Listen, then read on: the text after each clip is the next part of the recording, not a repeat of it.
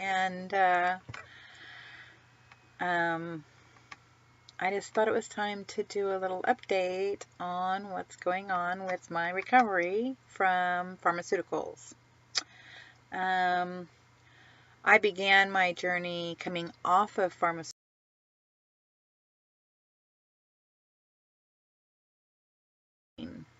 And it essentially started with a combination of things. I'd had an aha moment of seeing a bunch of medications in my hand and thinking about my life and going, I don't think this is working because I'm not getting better. I'm getting worse. I'm in more pain. I stay in bed more than I get up and participate in life. I'm more depressed. I'm more anxious being around people. My muscles hurt. Oh, my stomach and all these meds for my stomach. Oh, yeah, it's not working. It's not working. About the same time, I met somebody who introduced me to cannabis oil and said, this is a viable option to help you come off at least some of these pain medications. They're killing you. And I knew that. I knew that it wasn't a solution for the rest of my life. And yet, when I'd go to the doctors, that was the only options they had for me. They weren't giving me other options. They weren't even offering physical therapy. I wasn't really being offered counseling, although I did go seek my own counseling and have off and on for a number of years. So anyway, it was like I had to do something different. So I started cutting the medications back, and I just kept cutting back on, the ones that I could. First were the things for my allergies and the muscle relaxers and the anti-inflammatories, and then I slowly was going down on the opiates and the Ativan. And in May 2016, I ended my use of oxycodone. I had been taking oxycodone or a derivative of oxycodone, Percocet, something like that, for 7 solid years, 6 years, somewhere around there, solid, plus many times off and on for almost 15 years before that.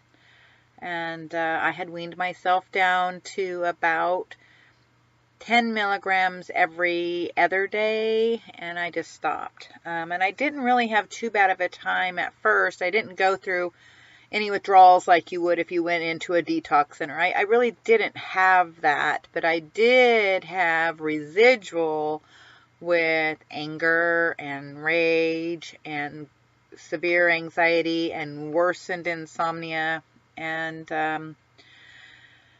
so I wasn't thinking so great, and I don't recommend this, but I had tapered down from 3 milligrams of Ativan to 1 milligram of Ativan, and I was taking it as prescribed for sleep. That's not what it's for, but that's what it was being prescribed for me for. And so on July 12th, 2016, I'd had my last one. And I subsequently went 7 days with no sleep and ended up in the emergency room. And they gave me Ativan. And they gave me 6 1 milligram tablets and said, go home and take 2 and go to bed. And then do that again tomorrow and then the next day. So I did, because I was desperate. And that was in July. Then in August, I ended up just, between no sleep and all the horrible symptoms, I ended up in the hospital, and I got dosed with Ativan there, as well as I got put on a I was on 100 milligrams of Effexor extended release, and they increased it to 225. I also, in my 2 journeys through psychiatric hospitals, was put on Seroquel 150 milligrams, Remeron 15 milligrams, and Clonidine 0.1 milligram. Yeah, these were the things they said I needed because I couldn't sleep. And they worked for, like all the others, for maybe 3 or 4 or 5 weeks, and then they didn't, and I was back to no sleep. So, so cannabis was used throughout. I had begun using it, like I said, to come off the opiates and muscle relaxers and such. And at the height of going through the worst of detox and withdrawals, which was actually a few years, probably from, I would say October of 2014 through the end of 2017, I went through approximately 2 to 2.5 pounds of cannabis, mostly in the form of cannabis oil or FICO. And so obviously I am a proponent of using cannabis to come off of psychotropics as well as opiates, muscle relaxers, allergy medications, anti-inflammatories. A lot of things can be managed much more in a healthy way by cannabis than I ever experienced on any pharmaceuticals. So I have been completely free of all big pharma since January 1st of 2018. I just 2 weeks ago, ran a 5K, and I didn't run it all. I mostly walked it. I jogged some, but I did run a little bit, and I'm very proud of that. Considering that I used to spend most of my days in bed, and was on a cane when I walked, and was in such severe pain that walking made me grimace and moan with each step. The fact that I could do that was a miracle. And I attribute it to being off medications, using cannabis, and a tenacity that does not stop. So what symptoms do I still have at this point, being off all medications for just a little over 5 months, almost, 5.5 months, and having been off opiates 2 years and benzos almost 21 months?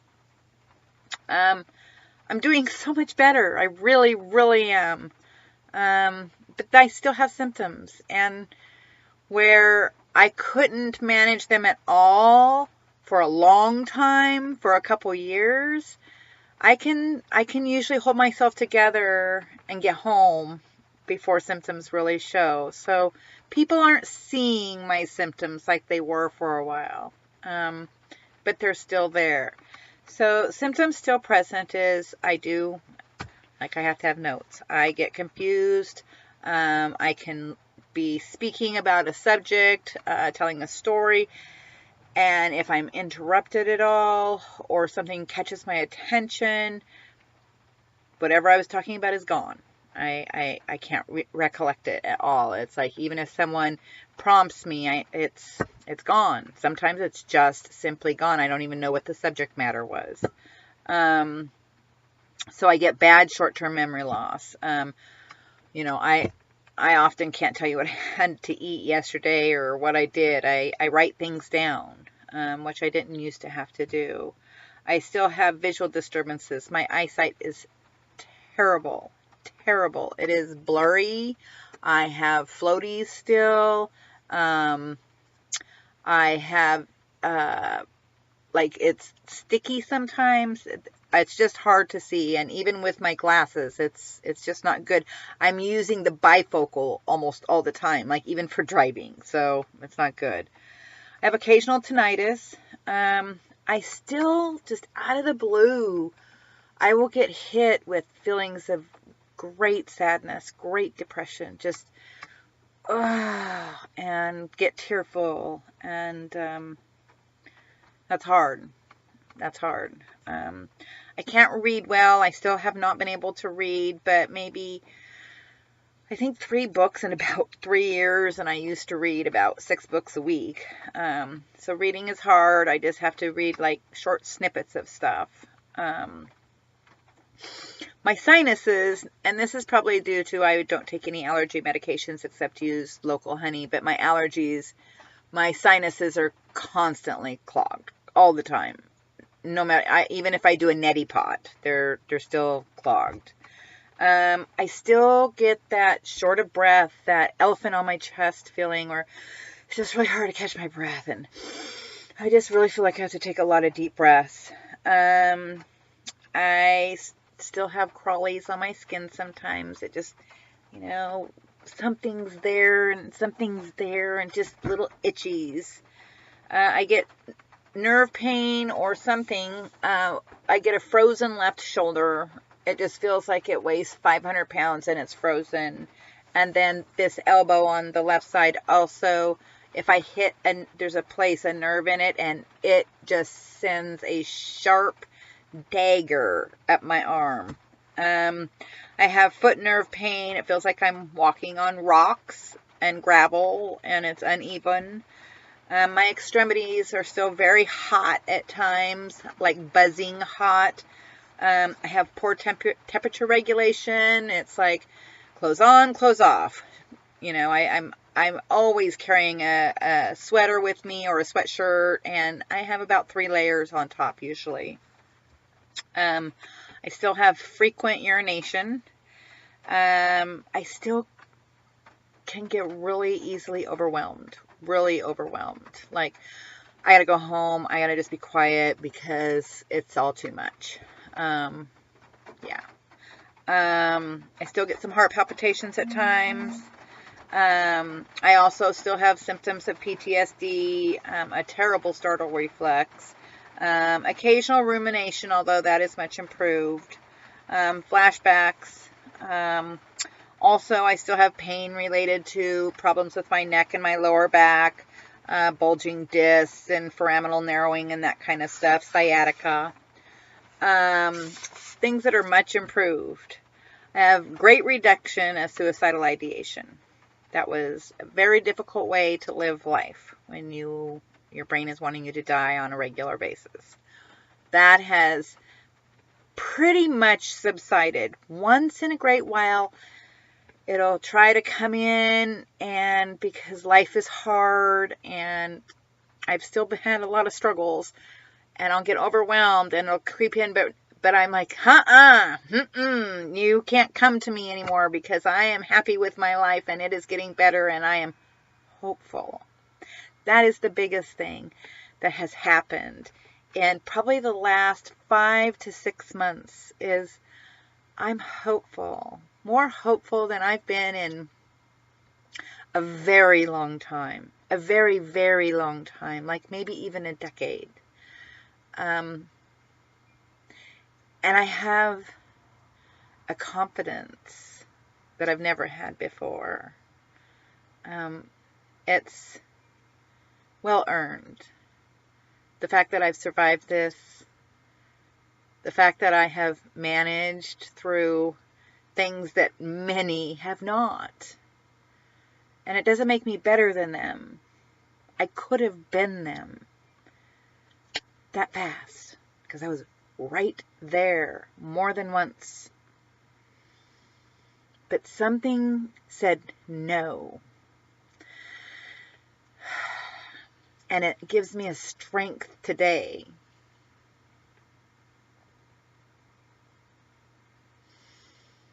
And it gives me hope. That strength gives me hope.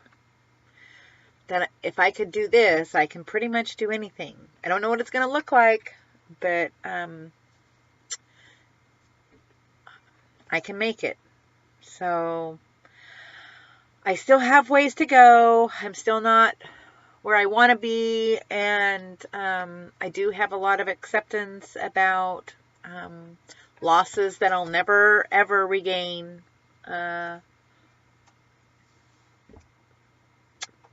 And I didn't mean to cry. I really thought I could do this all without crying. But I feel very passionate about I've been spared for a purpose. And part of my purpose is sharing my story to help other people. So don't give up. Don't give up. Don't give in. Don't believe the lies that your brain can tell you, because they are lies. And it gets better. I'm really glad that I saw the light that I did, and that day with that handful of medications, I went, yep, that's not for me. It's not going to work.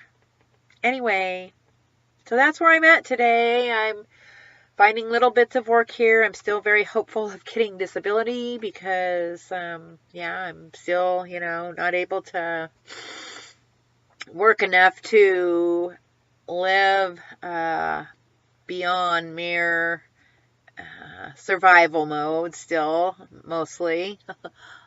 Just getting by with the basics, but I'm in a safe place and I'm really grateful where I'm at. And I do have my basic needs met, and I'm very grateful for that. And like I said, I have a whole bunch of hope. Enough for you too if you need it for a day or two. So let me know if you do, and I'll hold a space of hope for you. Thanks. Peace.